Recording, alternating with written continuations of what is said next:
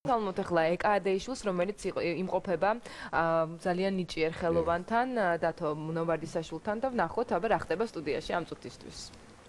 მოგესალმებით კიდევ ერთხელ. იმ დროის განმავლობაში პირველი ჩართვიდან მეორე ჩართვამდე მე დავათვალიერე მთელი სახელოსნო და ხატვრის ნებართვით ამოვირჩია ის ნამუშევრები, რომელიც ყველაზე მეტად მომეწონა, იმიტომ რომ აქ უამრავი ნამუშევარია. მე ვიტყოდი, რომ ეს არის მოუწესრიგებელი საგამოფენო სივრცე და ეხლა ვისაუბროთ ფიროსმანის ირემზე, რომელიც თავის თავში კიდევ ძალიან ბევრ რაღაცას მოიცავს და ბატონი დავითი გვაჩვენებს, როგორ შექმნა ეს ნამუშევარი. Ну, ესეთი სერია მქონდა, ერთი დაახლოებით 6-7 წლის წინ გავაკეთე, ერქვა ესეთ პოსტსაბჭოთა ფიროსმანის სერიას და მინდოდა 100 წლის განმავლობაში ქართული მენტალიტეტი გამეხსნა, როგორი ცვალებადობა გაიარა ქართულმა საერთოდ საზოგადოებამ და ტრადიციებმა და ასე შემდეგ. და ფიროსმანის ნამუშევრების კონსტრუქციებს ვაკეთებდი და იქ ვდებდი სხვადასხვა მოგონებებს, ტრადიციებს, რაღაც პოლიტიკურ სიმბოლიკას და ესე ჩვენი ცხოვრება პრინციპში ეს ყველაფერი ეს საბჭოთა პერიოდი. აი ნახეთ აქ თითოეულ იმაში, აი ეს მაგალითად საბჭოთა პერიოდია, თქვათ საბჭოთა პერიოდი. ეს ცხოვრება, ჩვენი ცხოვრება ძალიან გავს ლოტოს თამაშს და სხვათა შორის აქ ბავშვობის და სიბერის სიმბოლოც ამაქვს.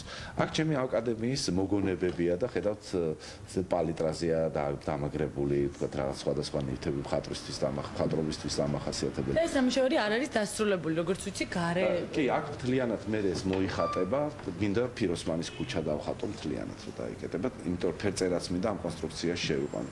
აქ ბატონი ედუარდის პორტრეტია, გახსოვთ 30 წლის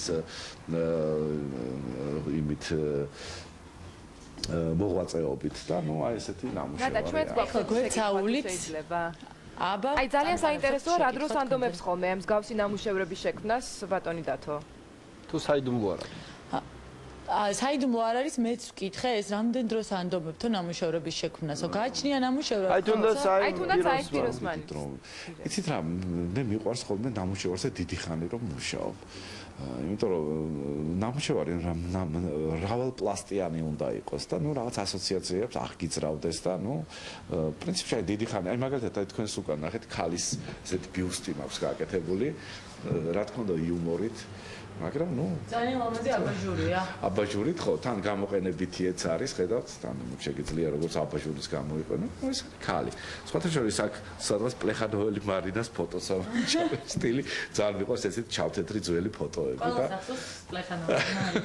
ხო, ნუ თუმცა აქ სხვადასხვა ჩვენ გვერდი ავუაროთ ეხლა რამდენიმე ნამუშევრს გვერდი ავუაროთ და რამდენიმეს მიუბრუნდეთ რომელზეც სიამოვნებით დავათვალიერებთ ჩვენც და ვიქნებოდით ახლა შენსადვილას სახელოსნოში. აი ძალიან მომეწონა ოპერატორს ვთხოვ რომ გვაჩვენოს აი ეს ქალბატონი რომელიც არის ბატონი დავითის ბებია. დიდი ბებია. დიდი ბებია. და ამ ნამუშევარში სხვადასხვა ტიპის ხატრობაა გამოყენებული, ხო, აქ არის ლითონი, აქ არის ფერწერა, აქ არის სარკეები. იქნებ თქვათ, როგორც მე მომიყევით, ისე მოვუყოთ. ეს არის ძალიან ესე თვითონ ნამუშევარი არის მასალი ძალიან კომბინირებული. ხედავთ ფერწერა და ლითონია ძირითადად გამოყენებული.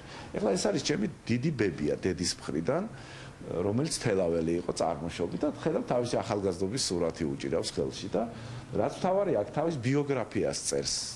დაახლოებით 70 წლის წინ გარდაიცვალა და ნუ რომ მე ესა და ეს ვიყავი თელაველი წარმოშობით რომ აი მე წაგიკითხავთ ლამაზი ქალი ვიყავი, კარგი და მდიდარი ქმარი მყავდა, 6 შვილი გავაჩინე და თკმილი სიბერეც მქონდა. აგერ 60 წლის მერე, თუმცა ეს ნამუშევარი 15 წლის წინ გაკეთებული. აგერ 60 წლის მერე დათომ ჩემმა შვილიშვილმას გამიხსენა და გამაცოცხლა. ნუ მეტი რა უნდა ადამიანს, ნუ ფილოსოფიაა პრინციპში. ჩაოლებრივი ქალი იყო და ნუ ნამუშევარი შევქმნი მას. ხო, დგას ზამდიდრები და ნუ ესეთი უკანსკივი. და კიდევ ერთი ნამუშევარი, რომელმაც ჩემი ყურადღება მიქცია, ეს არის ნამუშევარი, სადაც ჭარბობს პოლიტიკური პასაჟები, მე თქვენ გაჩვენებთ, უბრალოდ ოპერატორს ვთხოვ რომ გაჩვენოთ. ეს არის ძველი ველოსიპედი, ხომ სწორად ვამბობ? არლიონოკი, ეს კომუნისტების პერიოდის ველოსიპედი, არლიონოკი ერქვა, ახლა ჩემს პლიადას ეს ძალიან კარგად ახსოვს. ეს დანგრეული, ნახეთ, დანგრეული ველოსიპედია. გისმენთ? ესეთი ვიპოვე და არ შემილამაზებია. და აქ არის ორი ბაბუს პორტრეტი, ხო? რა პერიოდს ასახავს? ეს 90-იან წლებში მაქვს ეს ნამუშევარი გაკეთებული და ამ ორი ბაბუს პერიოდში მაქვს ფაქტიურად გაკეთებული. აი ხედავთ ამ ორივე თვალში ასლან აბაშიძე და ბატონი ედუარდია ჩახატული და ეს ორი ბაბუ ერთმანეთს უყურებს და ქვეყანაც არ ვიცი, წინ მიდის, უკან მიდის თუ ერთ ადგილზე დგას, ვერ გეტყვით. თუმცა დანგრეული ველოსიპედის ეს დანგრეული ველოსიპედი ჩემში იწვევდა ამ საქართველოს ასოციაციას. ხედავთ, საჭეც დანგრეულია და ეს ორი ბაბუ უბრალოდ ერთმანეთს უყურებს და რატომაც გონია რომ ეს უფრო ესეთი სტაგნაციური საქართველოს სიმბოლო იყო, აი განსაკუთრებით 90-იან წლებში. როდესაც არაფერი არ ხდებოდა, მხოლოდ ეს ორი ბაბუ იყო და იყო. ესეთი ნამუშევარი. სანამ კიდევ ერთ ძალიან მნიშვნელოვან თქვენს ნამუშევარზე ვისაუბრებთ, მაყურებელს მინდა უთხრა, რომ ბატონი დავითის ხელოვნება არის ძალიან კომბინირებული. აქ ჭარბობს ფერწერა, არის გრაფიკა, ეს არის სკულპტურა, ლითონი, თანამედროვე ტექნოლოგიაც, ხო? ანუ როგორ არ ერიდებით თუნდაც რომ ნებისმიერ თქვენ გმირს ეცვას Adidas-ის ფირმის კედი ან New Balance-ის ფირმის ფეხსაცმელი. გიყვართ რომ თანამედროვე შერწყმულია თქვენ ძველთან. ჩვენ მთელი ცხოვრება ამისგან შედგება ხოლმე ეს არ მინდა რომ რაღაც ერთ მიმართულებაში ვიმუშაო ან ერთი მიმართულებით ვიაზროვნო და პრინციპში თანამედროვე ელემენტებიც აი ამის დაცტურია რომ ჩვენ მაინც რეალურ სამყაროში ვცხოვრობთ და ახლა მინდა მაყურებელმა ნახოს ის ლითონის ნამუშევარი რომელიც შექმნილია საკმაოდ დიდი ხნის განმავლობაში იქმნებოდა ეს არის იესო ქრისტეს შებრძანება იერუსალიმში ეს ნამუშევარი თქვენი სავიზიტო ბარათიც არის ყველა მიწის ალბათ ლითონში ალბათ კი იმიტომ რომ ერთ-ერთი ყველაზე რთული ნამუშევარია ჩემთვის კარგით, აი ესე სრულდება ჩვენი სტუმრობა ბატონ დავითთან სახელოსნოში. მე იმედი მაქვს, რომ კიდევ მოხვდები აქ და საინტერესო ახალ ნამუშევრებს ნახავ. ვემშვიდობებით იმედის დილის მაყურებელს და საინტერესო ადამიანებს, საინტერესო შემოქმედებით კიდევ გაგაცნობთ.